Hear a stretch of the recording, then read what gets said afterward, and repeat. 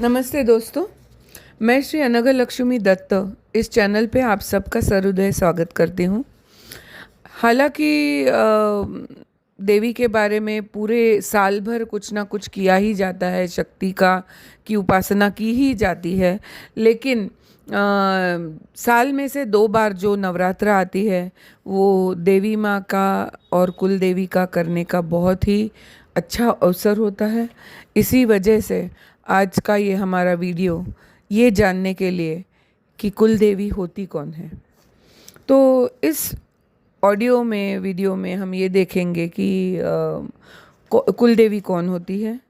अगर कुल देवी अपने को मालूम नहीं है तो हम क्या कर सकते हैं, और कुल देवी के जो कुलाचार होते हैं वो अभी अगर किसी घर में काफ़ी टाइम से नहीं हो रहे हैं तो उस घर में क्या हाल हो सकता है, उस हाल को सुधारने के लिए आप क्या कर सकते हो, और कुल देवी की कृपा दृष्टि आप कैसे प्राप्त कर सकते हो, कुल देवी का कार्य क्षेत्र क्या है, और इस कार्य क्षेत्र से हमें क्या मदद मिलती है हमारी रोज़ की ज़िंदगी में, और इसको हमें कैसे पहचानना चाहिए कि भाई ये जो जवाब है ये इस इंसान से नहीं, ये मेरी कुलदेवी से आया हुआ जवाब है। तो उसको कैसे पहचानोगे? तो सबसे पहली बात है कि कुलदेवी होती कौन है। हम लोग हमेशा सुनते हैं कि जब हम पूजा रखते हैं या कोई नवरात्र रखते हैं तो हमेशा देखा जाता है कि कुल देवी का नाम लिया जाता है, कुल देवता का नाम लिया जाता है, ग्राम देवता का नाम लिया जाता है। तो ये सब कौन है? सबसे पहला सवाल ये है, क्योंकि आज कलयुग में काफ़ी लोगों को यही मालूम नहीं है कि कुल देवी होती क्या है, कुल देवता क्या होते हैं, ग्राम देवता क्या होते हैं, उनका कार्य क्षेत्र क्या है। तो सबसे पहले मैं एक छोटी सी कहानी जो अपने शास्त्रों में बताई गई है वो आपको बताना चाहूँगी। हमारे शास्त्रों में ऐसा लिखा गया है कि एक बार सारे ऋषि मुनि जो थे वो कैलाश पर्वत पे गए थे और शंकर जी से उनकी मुलाकात हुई, और वहाँ पे शंकर जी पार्वती जी बैठी हुई थी और पूरा शिव परिवार, ब्रह्मा जी, विष्णु जी सब आए हुए थे। तो उस वक्त ये चर्चा हुई कि कलयुग में तो मानव सब चीज़ों से परे हो जाएगा। वो जितना लोग अभी कर रहे हैं, जितना भगवान का कर रहे हैं, जितना निसर्ग का कर रहे हैं, जितने चीज़ों के बारे में वो सतर्क हैं, वो सतर्कता निकल जाने वाली है। तो अभी हम करें तो क्या करें?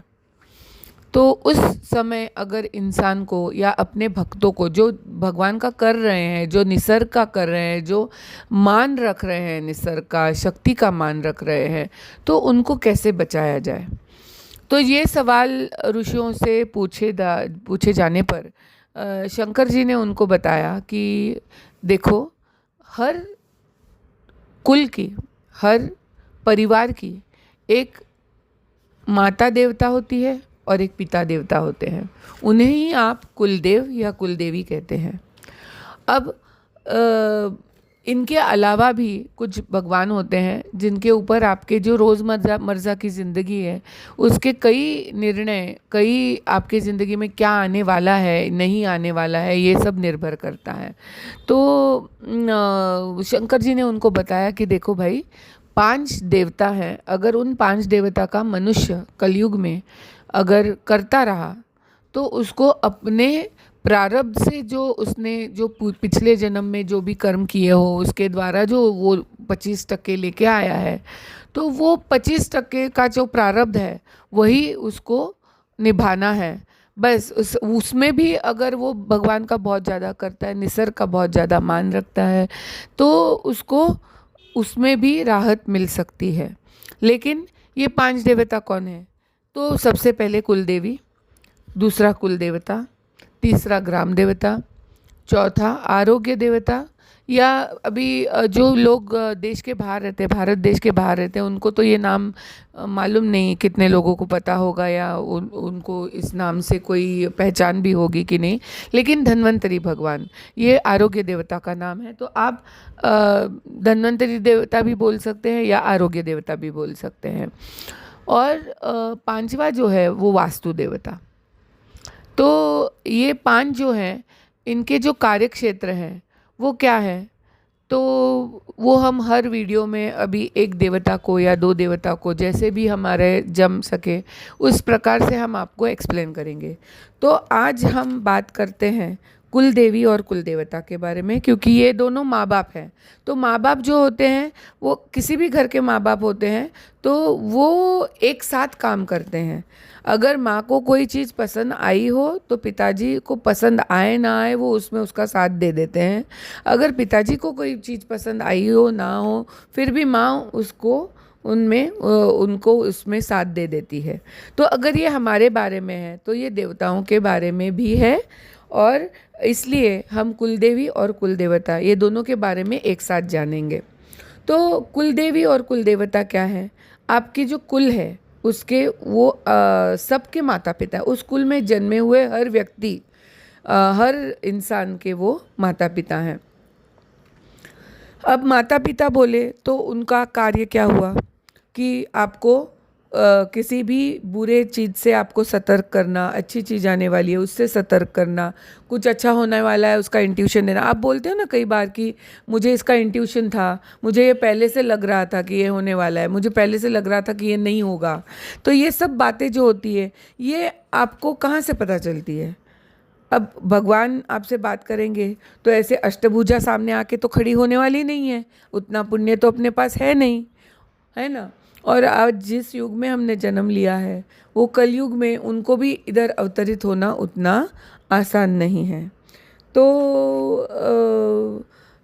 जब कभी भी किसी भी इंसान को अगर किसी भी कुल में या कोई भी प्रॉब्लम आने वाली है तो अक्सर कुल देवी जो होती है वो उस घर के किसी भी औरत के माध्यम से काम करती है। इसीलिए बोला जाता है कि औरतों में सिक्स सेंस ज़्यादा होता है, क्योंकि वो भावना प्रधान होती है। अब इसमें मर्द और औरत का झगड़ा लेके प्लीज़ मत बैठना, क्योंकि इसमें मर्द और औरत का झगड़ा जैसा कुछ भी नहीं है।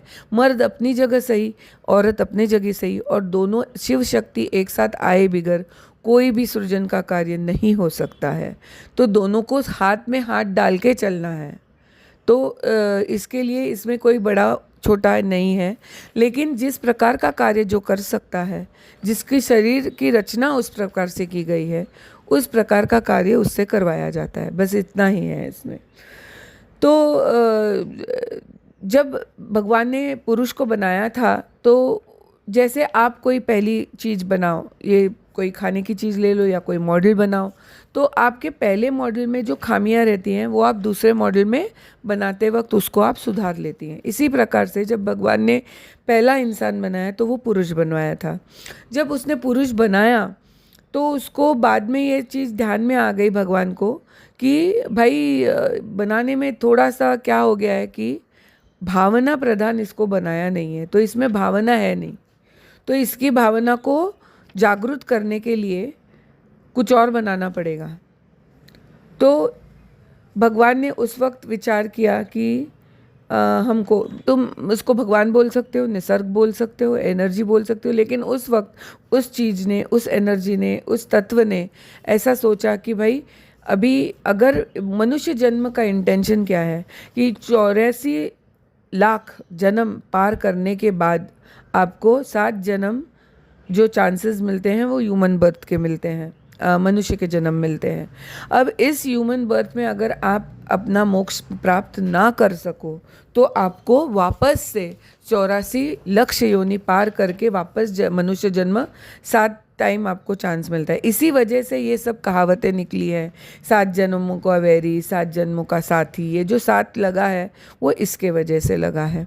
तो जब भगवान ने या उस एनर्जी को ये एहसास हुआ कि भाई मनुष्य जन्म जो मैंने बनाया था वो किस लिए बनाया, कि ताकि मेरे में से जो अंश आत्मा करके बाहर निकला हुआ है वो वापस मुझ में समा जाए, मुझ में वापस आ जाए। अब इस साइकिल को कंप्लीट करने के लिए जो चीज़ चाहिए थी वो थी भावना, क्योंकि भावना के बगैर कोई भी भगवान की ओर मुड़ेगा नहीं। आप देखना अक्सर आपके ज़िंदगी में आपको दिखेगा कि अगर आपको सुख मिल रहा है तो आप बिल्कुल भी किसी भगवान की ओर मुड़ते नहीं हो, लेकिन जब दुख आ जाता है, परेशानी आ जाती है, प्रॉब्लम आ जाते हैं, तो ऑटोमेटिकली आप भगवान की ओर घूम जाते हो। तो इसी तरीके से उन्होंने बोला भाई अगर इसको कुछ भावना ही नहीं दी तो ये मेरी ओर मुड़ेगा नहीं। तो उस वक्त भगवान ने बनाई औरत, और औरत में उसने सब वो चीज़ें डाली जो उसने पहले इसमें डालना भूल गया था। तो अब क्या हुआ कि औरत सर्वगुण संपन्न हो गई। जब सर्वगुण संपन्न हो गई तो मैया ने बोला भाई देखो अगर तुम औरत को ऐसा छोड़ दोगे तो बाद में वो खुद को भगवान समझने लगेगी, कलयुग तो आने ही वाला है। तो फिर भगवान ने वापस सोचा कि भाई बात तो सही है, तो क्या किया जाए। तो उस वक्त माता जी ने बोला कि इसमें 6 ऐब डाल दो। तो वो 6 ऐब अगर पार करके वो आ जाती है तो वो मोक्ष के लायक हो जाती है, मोक्ष उसको मिलना ही मिलना है। लेकिन उसमें 6 ऐब डाल दो। तो 6 ऐब ये इनका, ये जो मैं आपको बता रही हूँ अभी, वो देवी भागवत में लिखा हुआ है, आप इसको कंफर्म भी कर सकते हैं।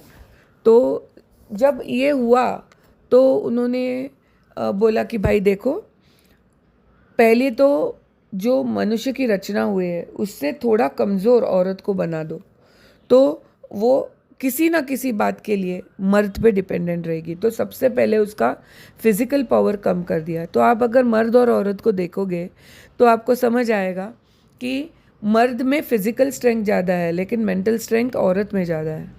ओके, तो इसका कारण ही ये है। तो उसकी फ़िज़िकल स्ट्रेंथ कम कर दी। अगर आप बायोलॉजिकली देखने जाओ, किसी डॉक्टर से बात करो तो आपको पता चलेगा कि खून के मांसपेशियों से लेके हड्डियों के रचना तक सब कुछ उसका मर्द से अलग है। ओके, तो उसको थोड़ा सा डेलिकेट बना दिया गया। दूसरा बात उन्होंने क्या किया, तो जो ऐब डालने थे उसमें से कौन से ऐब डाले? पहला, चोरी करना। चोरी एक औरत के मिट्टी में मिली हुई है, अगर वो उसको पार कर लेती है तो उसके जैसा कोई और नहीं है। तो चोरी करना, अगर आप देखोगे स्टैटिस्टिक्स, तो मर्द से ज़्यादा चोरी करने की भावना औरत में ज़्यादा होती है। अगर वो मार्केट जाती है तो कितनी सारी औरतें छोटी छोटी चीज़ें, जिसका मतलब वो बाय भी कर सकती हैं, अच्छे अच्छे घराने की होती हैं, लेकिन फिर भी वो छोटी सी चीज़ में उनका जान अटक जाता है और वो चोरी कर लेती है उसकी। तो चोरी। दूसरा, झूठ बोलना। जितने सफाई से औरत झूठ बोल सकती है ना, उतने सफाई से मर्द नहीं बोल सकता। ओके, मैं खुद एक औरत हूँ, लेकिन मैं आपको ये सच्चाई आज बताती हूँ। ये देवी भागवत में भी मैया ने भी बताया हुआ है। तो झूठ बोलना।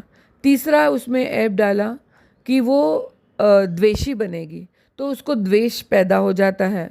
ओके, तो वो जल्दी से जलस हो जाती है। चौथा जो उसमें डाला, तो वो डाला ममता। तो ममता के वश कई औरतें अपने बच्चों को प्रोटेक्ट करने जाती हैं, अपने पति को प्रोटेक्ट करने जाती है, लेकिन अगर वो गलत है तो उसको गलत मुझे बोलना है, ये बात उसको एहसास नहीं होती है। तो ये सब बात की बातें हैं, हम लोग बाद में बात करेंगे। इस टाइम हमको कुलदेवी के बारे में बात करना है, तो इसकी बैकग्राउंड स्टोरी पे हम आज ध्यान देंगे। तो ये एक डाला, और एक और जो बात डाली वो था जलन के वजह से सूड की भावना। तो वो रिवेंज लेती है। यकीन मानिए ना मानिए, जितना झगड़ा औरत औरत में हो जाता है ना, उतना झगड़ा मर्द मर्द में नहीं होता है। इसी चीज़ का फ़ायदा उठा के एशिया जैसे कंट्री में, सिर्फ एशिया में नहीं है, मैं एशिया का सिर्फ नाम लेना नहीं चाहूँगी, आप बाहर के देश में भी चले जाओ ना, तो मर्द औरत पे हावी हो जाता है। क्यों होता है? क्योंकि औरत औरत का साथ नहीं दे पाती। ओके, तो ये 6 खामियां मैया ने हम औरतों में डाली। तो इसके आगे का जो भाग है, इसके आगे की जो कहानी है, हम बात करेंगे अगले एपिसोड में, पार्ट 2, कुलदेवी पार्ट 2। अगर आपको हमारा ये ऑडियो पसंद आया हो, अगर आपको इसमें से कोई नई जानकारी मिली हो, तो हमारा बेल आइकॉन दबाना ना भूलें, हमें लाइक, शेयर और सब्सक्राइब करना ना भूलें। ऐसी प्रकार की जानकारियाँ आपको अक्सर मिलती रहेंगी जो नई नई हैं, जो हालांकि पुरानी हमारे पूर्वजों ने दी हुई हैं, लेकिन आपके लिए नहीं होगी, और इससे आपके ज़िंदगी में सुधार आ पाएगा। नर्मदे हर, जय गजानन।